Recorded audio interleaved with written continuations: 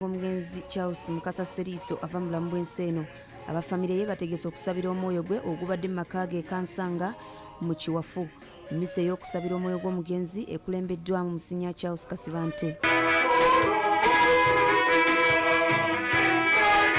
Omukolo guno gwetabiddwako ab'ebitiibwa ab'enjawulo okuva mu Bwakabaka bwa Buganda nga bakulembeddwamu ssentebe w'olukiiko oluzimba amasiro ow'ekitiibwa Kaddu Kiberu, bafaatha, basisita n'abantu abalala.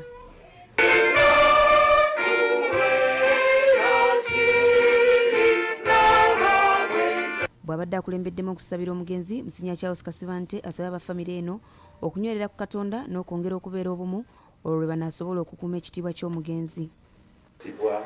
Obwo okudda mu bigere by'omugenzi alina okulembera ab'omu nju eno okuuma ebyalekebwa wano n'okubirabirira obulungi nga ddala osookera ddala mukadde waffe maama ate ne bamulekwa abalala n'abooluganda.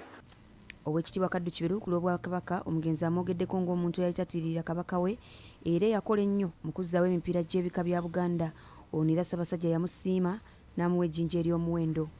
Oyo engabo eyawakanirwangako ebika bya Baganda yasobola okugifuna mu ngeri ye n'agikweka emyaka egyo gyonna, era bwe twazzaawo emipiira gy'ebika mu 1987 n'avaayo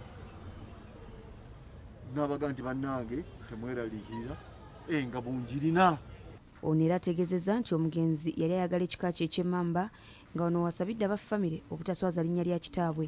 Obuweereza bwe bwatandikira mu kika kya mmamba nga ayagala nnyo ekika kye, amanyi okukumaakuma abantu okubeera nti bajjumbira emikolo gyonna egy'ekika.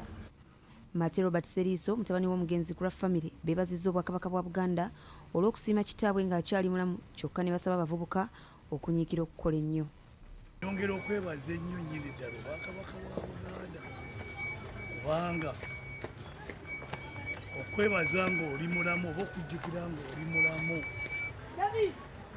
nakiyize nti kyamaanyi nnyo kubanga taata yawulaba nakitwala nti taata afunye nga bw'ogamba nti abasiraamu boogera nti afunye byonna Katonda yamuteekerateekera mu nsi.